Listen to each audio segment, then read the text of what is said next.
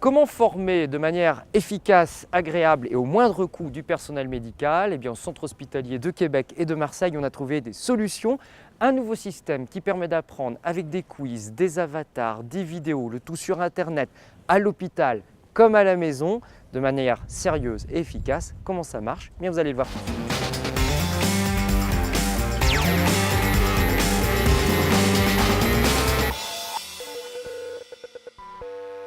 Danielle Goulet, vous êtes adjointe au directeur des soins en CHU de Québec. Vous aviez une problématique toute simple au départ qui était de former du personnel à l'hygiène au sein de l'hôpital. Alors vous donniez des petits fascicules à tout le monde, mais ça ne marchait pas très bien. Vous avez eu envie d'aller plus loin. Vers où exactement? On a opté pour une solution web, donc quelque chose de très accessible en tout temps et de très illustré pour être capable d'aller chercher notre public à la formation qu'on voulait leur donner. Alors concrètement, ça marche comment?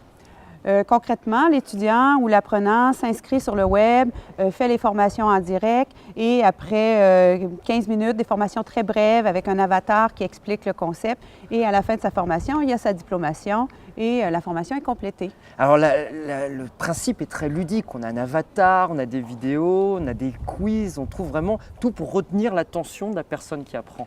En fait, on a utilisé plusieurs techniques pédagogiques à travers cette vidéo, donc de la lecture, de l'interactif, des questionnaires et qui insistent sur les notions importantes qu'on souhaite que l'étudiant intègre dans sa formation.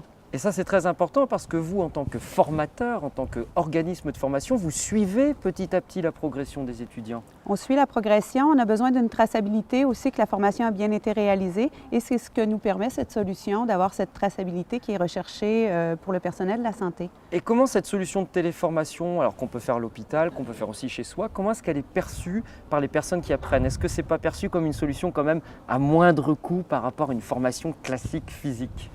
En fait, c'est une formation qui s'adapte à la nouvelle génération, qui les rejoint beaucoup plus qu'un cours magistral, qui est moins adapté à la nouvelle génération, qui est nos employés de maintenant.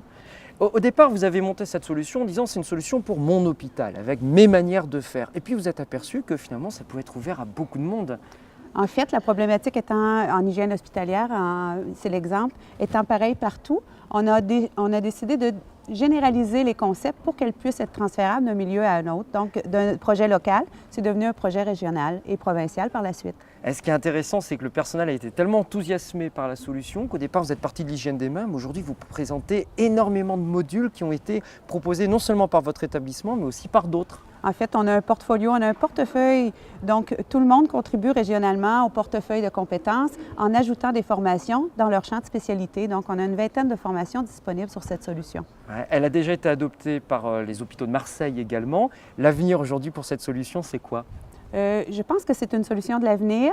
Il faut adapter au contexte local ou, dans ce cas-ci, européen parce que c'était québécois. Mais c'est très facile, avec la base, d'arriver à une solution pour tous, accessible. Une solution pour tous, donc pour tout le monde finalement francophone. Merci beaucoup Danielle Goulet et à bientôt sur la web télé de la e-santé.